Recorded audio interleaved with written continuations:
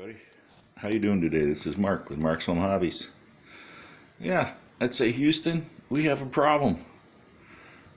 Yeah, we did some repair work on this Schecter C4 XXX 4-string bass electric guitar here last week, and took it out and played a gig with it, and it was so hot in the establishment that I played in that it caused the neck to warp. So now I have a little buzz going on right here, and I thought it was initially the fret here, but after some further investigation, after all, I'm just a caveman luthier. I mean, I'm just a hobbyist basically, but I guess I know a little bit too much. So, and I'm curious. That, by the way, is my 3D printed guitar neck stand there, so protecting the body on the workbench too. I just dressed the frets the other day, but I did not polish them, and you can see already it was like banging the crap out of this guitar, and it's just like, oh, I can feel the frets, and yeah, they need to be polished too, so I'll do that today. I did dress them though, so they are pretty nice and level. Although what I've watched other people do is take a straight edge and check the neck. Okay, so we're gonna check the curvature of the neck here between. We're gonna just say this area and this area at first, and so upon putting it on there, we do feel a little slight rock. So somewhere in this area it's raised up. You can feel it, and you can come down here on this area and tap, and you can feel a slight raise. So right in here we have a little bow. So what we're going to do is come up in here and loosen up this truss rod just a wee bit. We don't want to take it too much because after all it's not under tension here with the strings out, and you have to have still a little bit of bow so that when the strings tighten up it creates the proper relief. So you don't want to do anything to the frets in this condition, but we are going to attempt to eliminate the buzz on this fret a little bit, and I think it has something to do too with the height of the bridge back here. So I'm going to go over this more specifically and check that action too. I'm also going to measure the nut height here just to make sure. I have to find a really precision device there. I might have to go up and get my caliper to do that, and I'll bring you back when I get to that point. Alright, yeah, we did have to loosen it up quite considerably, maybe about 3/4 of a turn, and it was quite tight. I must have over adjusted it last time and not really appreciated the effects of environment on the guitar. The neck does look a little dry too. I did clean it last time, so I'm going to re-oil it with some of the Dr. Stringfellow's lemon oil there. I don't mind the smell. I'm also going to clean up this bridge a little bit with some Scotch-Brite. It looks pretty crusty, and I'm going to go over it, the whole thing again. Might even put some new strings on this guitar today. We'll see. If I can dig some up. Adjusting this bridge here on a Schecter guitar, this particular model, what you have to do is this little screw right here.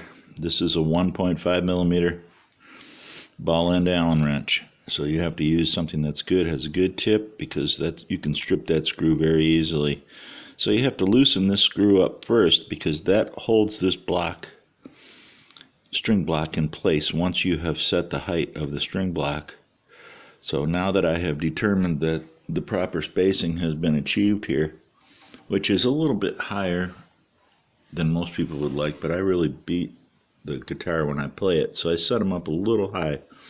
But anyway, that's the right height now, and both of your screws should be the same height. Both sides should be the same height on this piece.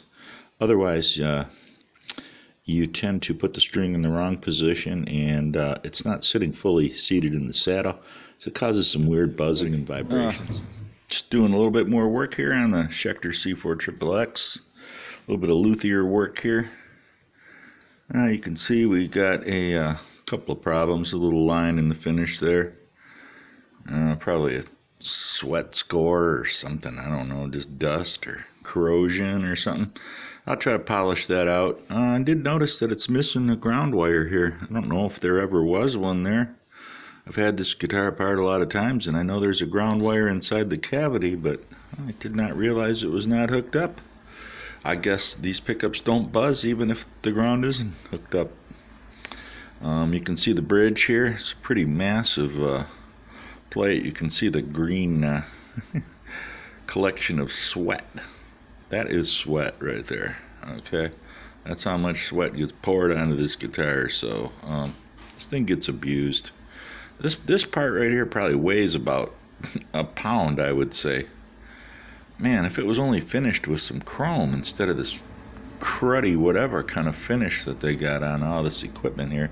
So what I'm doing is basically trying to sand all this off to where it's smooth and it looks kind of cool, and then I spray a little bit of clear satin on it, polyurethane, make it look nice, and do the same with the knobs. The machine heads up there, I don't know if I'm going to be able to do that. I have to do some work on there because I got a couple that are sticking, and I need to spray some lubrication inside of it, so I'll do that. And also need to reset the pickup heights and check out some electronics. So we're doing a full-blown basically overhaul. I already did the neck on this. I'm just going to polish the frets a little bit there and put some more lemon oil on there on the fretboard, and I think she's going to be all right. I got to put some new strings on. I was tuning it up, and one of the old strings popped. So, yep, gonna have to put some new strings on it.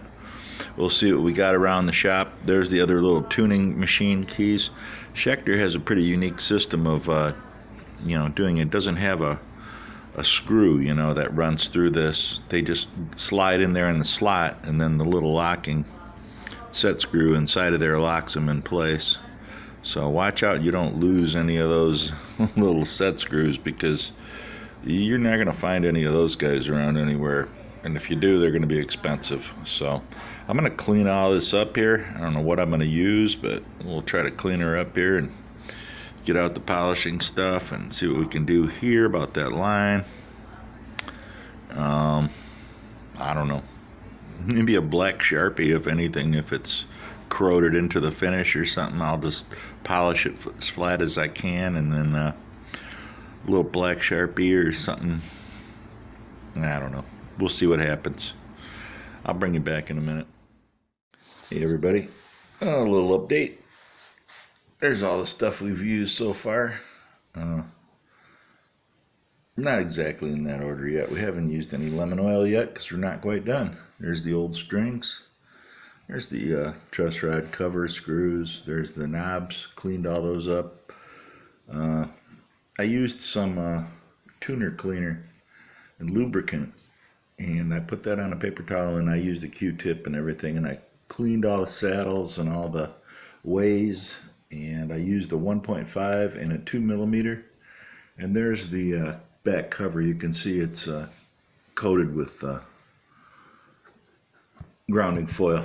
So I'm going to attach a wire to that and make sure that gets attached to the tailpiece. Speaking of tailpiece, yeah, it's back on. I cleaned it up.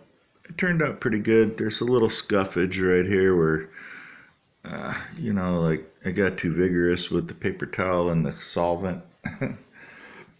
But nothing that a good dose of a little bit of lacquer on there. I'll tape it all off and everything, but I'm not really concerned about it. It's under the strings, and it's not really too visible. So, but I did get rid of the white line, which was good, and everything cleaned up good. Now I'm going to tackle the electronics. The electronics in this thing were, you'll see that I'm going to have to repeat the same procedure for the pickups here. So I'm going to pull all the guts out of this guitar and then just kind of clean the whole thing up, I guess, and rewire the whole thing with some good wire, and I'll bring you back when I get some of that done. Hey everybody, Smart back with an update. Here's the control cavity. I've wire it using some proper thickness wire there. And the jack appears to be fairly good, so we're going to leave that alone. And we're just going to leave these other two in here as decoration pieces. Alright, I'll bring you back when I get some more done. Hey everybody, we're back now. Rewired it up. This time we picked the Fender P-Bass method from all parts. And I switched around these two controls here. And so I'm using the two 250Ks now. That should be good. I'm using this one as a volume control here. You can see some kind of Japanese brand. I don't know what it is, but this one here is practically covered with solder, but it's good. And the Bumblebee cap there, orange drop cap. And very, very short, precise wiring there. Pickups hooked up in there's the finished product. All restrung. Kind of halfway polished up there. It still needs to be buffed with some compound, and it's got a few little, spots on it that have some little micro scratches and stuff I need to take care of. But other than that, it's playable at this point. Really nice. These Ernie Ball Super Slinky flat wound. It's not a commercial for Ernie Ball strings. They're not sponsoring me by any means. Yeah. And I had a couple of little dingers in the frets there that I needed to take care of. So when I polished them up there, I kind of took care of those. And I put some of this good stuff, Dr.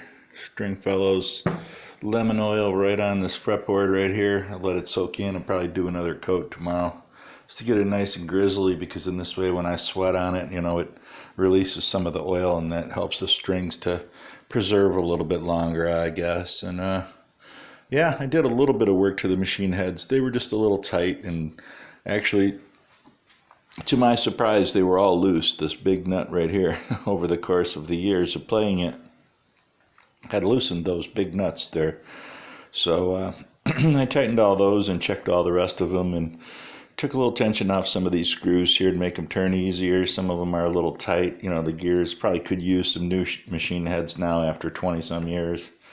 But they still operate, and still allows me to tune the guitar yet. So until they fail, then I'll still use them. Yeah, other than that, the guitar looks... Yeah, I made my own, fret leveling thing there, out of a saw stop. So that's the way it looks right now. So I think we're going to call this one a wrap. Anyways, if you enjoyed this, give me a thumbs up. If you didn't, give me a thumbs down. Leave me a comment. If you see anything you like, or you see something that scares you half to death, don't be afraid to make a comment. I don't bite. So this is Mark from Mark's Home Hobbies and Caveman Luthier saying, have a nice day, and see you in the next one.